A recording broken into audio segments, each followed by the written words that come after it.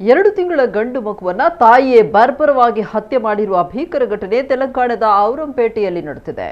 ಸೂರ್ಯ ಮೃತಪಟ್ಟ ಮಗು ಮಮತಾ ಅಹಿರ್ವಾರ್ ಮತ್ತು ರಾಜೇಂದ್ರ ಆದಿವಾಸಿ ಬಂಧಿತ ಪೋಷಕರು. ಮಗುವಿನ ತಂದೆ ರಾಜೇಂದ್ರ ಅಪಾರ್ಟ್ಮೆಂಟ್ ಒಂದರಲ್ಲಿ ಕೂಲಿ ಕೆಲಸ ಮಾಡ್ತಾ ಇದ್ದ.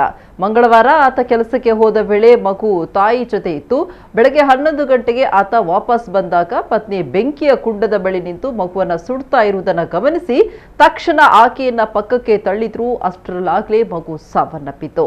ದುಂಡಿಗಲ್ ಪೊಲೀಸ್ ಠಾಣಾ ವ್ಯಾಪ್ತಿಯಲ್ಲಿ ಈ ಪ್ರಕರಣ ನಡೆದಿದ್ದು, ಪೊಲೀಸರು ಮಗುವಿನ ತಂದೆ ತಾಯಿಯನ್ನ ಬಂಧಿಸಿ ತನಿಖೆ ನಡೆಸಿದಾಗ ಸತ್ಯಾಂಶ ಬಯಲಾಗಿದೆ.